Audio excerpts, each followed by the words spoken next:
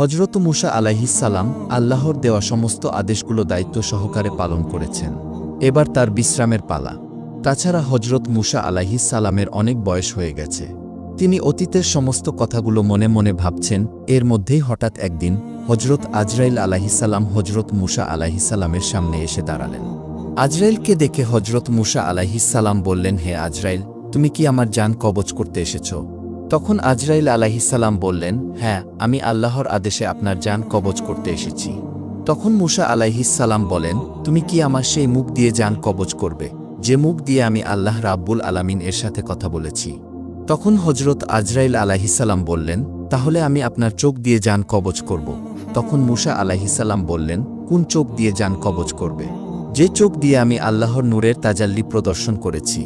তখন হজরত আজরাইল আলাইহিসসালাম বললেন, তাহলে আমি আপনার নাক দিয়ে জান কবজ করব। এবার হজরত মুসা আলাইহিসসালাম বললেন, এই নাক দিয়ে আমি আল্লাহ রাব্বুল আলামিনের বেহেশতের ঘ্রাণ অনুভব করেছি। তখন হজরত আজরাইল আলাইহিসসালাম বললেন, আমি আপনার এত কথা শুনতে চাই না।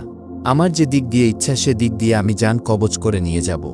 হজরত মুসা আলাইহিসসালাম আজরাইলের এই কথা শুনে অত্যন্ত রাগান্বিত হয়ে খুব জোরে আজরাইলের গালে একটি থাপ্পড় মেরে দিলেন। তখন সাথে সাথে আজরাইলের চোখ বের হয়ে মাটিতে পড়ে গেল। অতঃপর আজরাইল আলাইহিসসালাম আল্লাহ রাব্বুল আলামিনের কাছে সমস্ত ঘটনা বর্ণনা করলেন।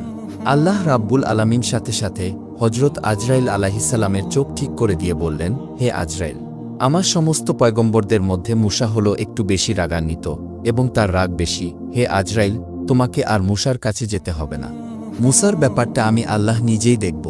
তার কিছুদিন পর আল্লাহ রাব্বুল আলামিন এক ওহির মাধ্যমে হজরত মুসা আলাইহিসসালামকে জানিয়ে দিলেন, হে মুসা, তুমি যদি একটি মানুষের পশমের সংখ্যার পরিমাণ হায়াতের আরজি আমার কাছে করো, আমি আল্লাহ রাব্বুল আলামিন সেই পরিমাণ হায়াত তোমাকে দান করব। তুমি পৃথিবীতে যত দিন থাকার ইচ্ছা পোষণ করো, আমি তোমাকে ততদিন রাখব। আল্লাহ রাব্বুল আলামিনের এই কথা শুনে হজরত মুসা আলাইহিসসালাম বলেন, হে আল্লাহ, তারপরেও তো আমাকে একদিন না একদিন মৃত্যুর স্বাদ গ্রহণ করতে হবে। তাহলে এত কষ্ট করে এতদিন এই পৃথিবীতে থেকে কি হবে? হে আল্লাহ, আমি এই পৃথিবীতে এতদিন থাকতে চাই না। আমি তোমার সান্নিধ্য লাভ করতে চাই। আমি অতি শীঘ্রই তোমার দিদার লাভ করতে চাই। হে রাব্বুল আলামিন, তুমি আমার নির্ধারিত হায়াতের পরেই তোমার সান্নিধ্য লাভ করার জন্য তোমার কাছে আমাকে নিয়ে যেও।